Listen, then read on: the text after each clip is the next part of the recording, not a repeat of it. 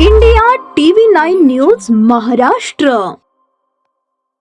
सोलापूर शहराच्या मध्यवर्ती भागातील छत्रपती शिवाजी महाराज चौक येथील छत्रपती शिवाजी महाराजांच्या पूर्णाकृती पुतळ्याच्या सुशोभीकरणाच्या अंतिम टप्प्यात पुतळ्याच्या पाठीमागील बाजूस साकारण्यात आलेल्या भव्य शिल्पचित्राचे मनोज जरांगे पाटील यांच्या हस्ते अनावरण करण्यात आले.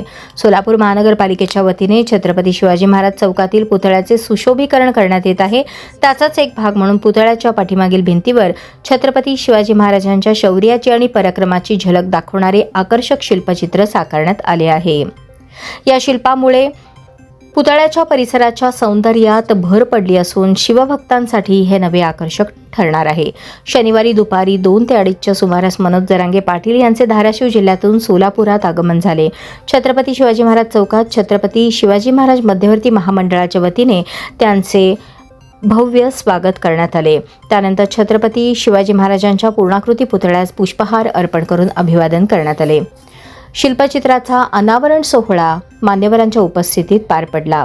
यावेळी छत्रपती शिवाजी महाराजांच्या पुतळ्याची आकर्षक सजावट करण्यात आली होती. परिसरात भगवे झेंडे, भगव्या पताका आणि शिवरायांच्या जयघोषामुळे उत्साहाचे वातावरण निर्माण झाले.